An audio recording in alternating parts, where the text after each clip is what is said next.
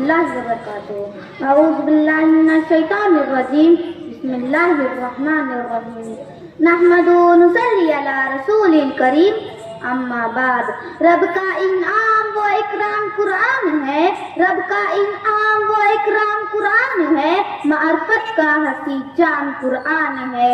ایک ایک لفظ ہے وجہ صد افتخار، ایک ایک لفظ ہے وجہ صد افتخار، بالیقین شان اسلام قرآن ہے۔ صدر محترم، جج صاحبان مکرم اور حاضرین مجلس، السلام علیکم ورحمۃ اللہ وبرکاتہ۔ وہ دو اشعار جو میں نے آپ لوگوں کے گوش گزار کیے، ان سے آپ نے اندازہ لگا لیا ہوگا کہ میری تقریر کا عنوان ہے کوئی بھی صحیفہ دنیا میں قرآن کا ارتباط پا نہ سکا۔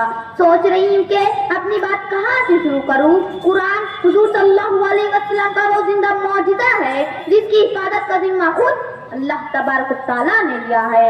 اِنَّا نَحْنُ نَزَّلْنَا الذِّكْرَ وَإِنَّا لَهُ لَحَافِظُونَ۔ بے شک ہم نے اس قرآن کو نازل کیا ہے اور بے شک ہم خود اس کی حفاظت کرنے والے ہیں۔ قرآن کا رتبہ بیان کرنے کے لیے مجھ جیسی ناقص العقل لڑکی الفاظ کہاں سے لائے؟ سامعین، جبکہ بڑے بڑے علامہ بھی اس ضمن میں عاجز نظر آتے ہیں۔ اللہ تعالیٰ نے کل 100 صحیفے نازل فرمائی، 50 صحیفے حضرت شیس علیہ السلام پر، 30 صحیفے حضرت ادریس علیہ السلام پر، 10 صحیفے حضرت ابراہیم علیہ السلام پر اور 10 صحیفے حضرت موسیٰ علیہ السلام پر۔ تورات سے پہلے ان صحیفوں کے علاوہ 4 کتابیں بھی نازل فرمائی، حضرت موسیٰ علیہ السلام پر تورات، حضرت عیسیٰ علیہ السلام پر انجیل، حضرت داؤد علیہ السلام پر زبور اور حضور اقدس صلی اللہ علیہ وسلم پر قرآن۔ قرآن پاک کی عظمت کا اندازہ اسی سے لگا لیجئے کہ قرآن کی نزول نے پہلی تمام کتابوں اور صحیفوں کو منسوخ کرا دیا۔ صوفیہ سے منقول ہے کہ جو کچھ پہلی کتابوں اور صحیفوں میں تھا وہ سب کچھ قرآن میں آ گیا، جو سب کچھ قرآن میں ہے وہ سورہ فاتحہ میں آ گیا، جو سب کچھ سورہ فاتحہ میں ہے وہ بسم اللہ میں آ گیا، جو سب کچھ بسم اللہ میں ہے وہ اس کی با میں آ گیا، بلکہ یہاں تک کہ فرمایا ہے کہ جو بسم اللہ کی با میں ہے وہ اس کے نقطے میں آ گیا، کیونکہ نقطہ اصطلاح میں اسے کہتے ہیں جس کی تقسیم نہ ہوتی ہو، لہذا نقطہ خالص وحدانیت کی نشان نہیں کرتا ہے۔ کیف توحید ہے جس کی مہکاروں میں، اس ہنسی پھول کا نام قرآن ہے، ہر ورق دعوت حق کا ہے ترجمہ، دین و ایمان کا پیغام قرآن ہے۔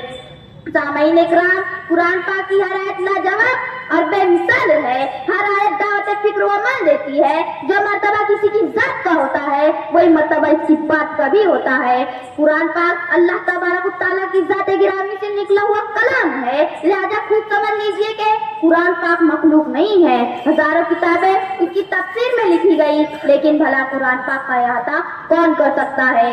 جبکہ بہت سے الفاظ کی معنی سوائے خدا کے کوئی نہیں جانتا۔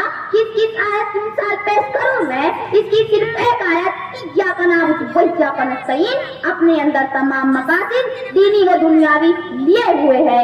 قرآن سراسر اللہ کا فرمان ہے، زندگی گزارنے کا دستور ہے، دونوں جہاں کی کامیابی کا ضامن ہے، ہدایت کا نور ہے۔ اللہ پاک جس کے خود محافی ہو جائے اس کو بھلا کوئی کیا ضرر پہنچا سکتا ہے؟ 1400 سال ہو گئے، زبردست تو دور کی بات ہے، آج تک اس کے ایک نقطے میں بھی فرق نہیں ہو سکا۔ جتنی صحیفے اور جتنی کتابیں اللہ پاک نے نازل فرمائی، ان میں سے کوئی بھی اپنی اصلی حالت میں موجود نہیں ہے۔ سب میں کمی پیشی، تغیر و تبدل ہو چکا ہے، لیکن قرآن جس حالت میں نازل ہوا اسی حالت میں آج تک موجود ہے اور قیامت تک یوں ہی موجود رہے گا۔ اس کو مٹانے کی اور اس کو بدلنے کی ہزارہ کوشش کی گئی، لیکن سب بے سود۔